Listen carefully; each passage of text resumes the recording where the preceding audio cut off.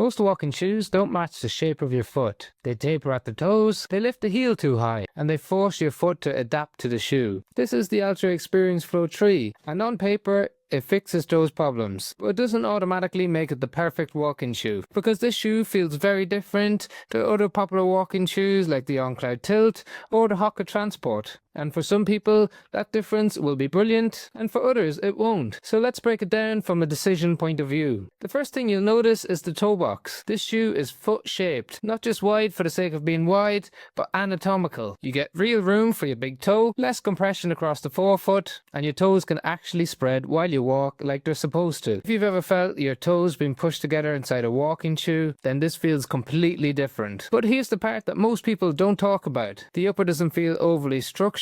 It's soft and relaxed. Now, compared to its competitors, the Cloudtilt feels loose and relaxed in the midfoot because of its speed laces, but it tapers in the toe box. The Transport 2 feels more premium and secured, especially on the midfoot, and while it's wider than the original Transport, it's still far from an anatomical toe box. So the Experience Flow 3 clearly wins from a toe box perspective. But how does it feel underfoot? Well, this is not a zero drop shoe like we see in most of Altra's range. It has a 4 mm difference in height from the back to the front of the shoe, a very gentle rocker in the forefoot, and a very smooth transition from the back to the front of the shoe whether you're walking or running in it. One of the big changes from the previous model is an update to the Ego P35 midsole, so it's now lighter, springier, more bouncy than what we felt before, and it's extremely lightweight coupled up with a very flexible forefoot, so it promotes a very natural movement of your foot inside the shoe.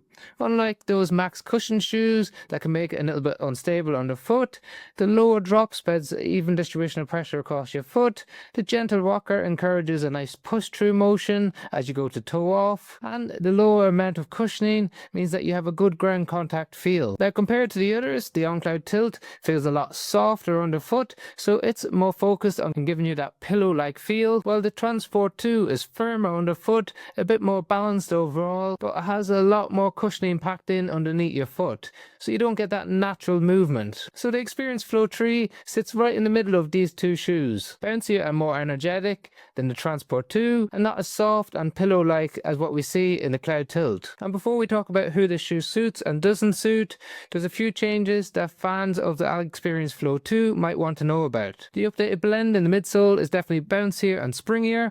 It's slightly lighter overall. The anatomical toe box is slightly narrower and more structured and fitted than what we saw in the Experience Flow 2, but fundamentally it's still a lower drop shoe built around an anatomical toe box and more natural movement. In my opinion, it looks a bit more sleeker and a bit more natural in terms of its design. Now, who is this shoe going to help? Well, it makes a lot of sense to pick up this shoe if you have a wider forefoot, you hate compression of your toes, you like to go for longer walks daily, and you want a nice light shoe that promotes a natural movement, or you're someone that doesn't enjoy a high drop shoe. It can also work really well for people who want a neutral stable shoe, so without those high stability features, but you still feel good ground contact and you don't feel like you're moving side to side like we see in those shoes that are just packed with lots of cushioning underfoot. Now, if you're always struggling to find the right shoes for your feet, as it is a bit of a minefield out there, I have a monthly email that I send out with my top recommendations of new shoes for the month and the best deals on shoes that I've recommended in the past.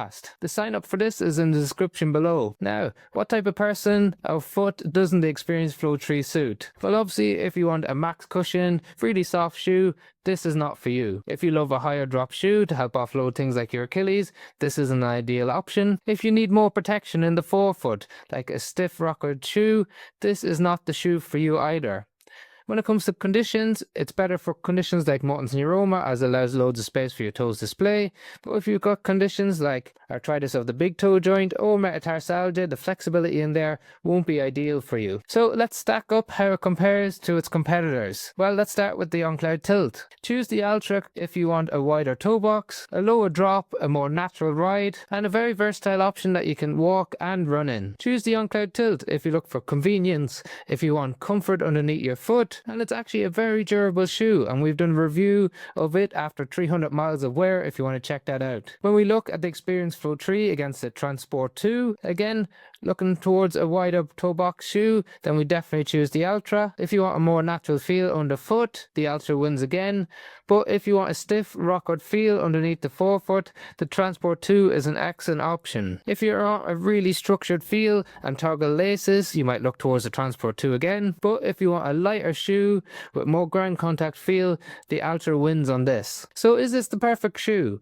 Well, for the right type of foot, yes, definitely it will be one of our top shoes in 2026 without a doubt. But that doesn't mean it's right for everyone. So in next month's newsletter, we're going to send out the ultimate fit guide so you can decide what shape of foot you have and what shoe would work best for you. Otherwise, if you want more information on the Cloudtilt or the Transport 2, we have individual reviews of those shoes. We also have links to them in the description if you want to check out the latest price on Amazon. And otherwise, thank you very much for tuning in. If you regularly watch the channel but you haven't subscribed yet, please do, as it's one of the things that you can do for free that really helps us to provide more independent reviews.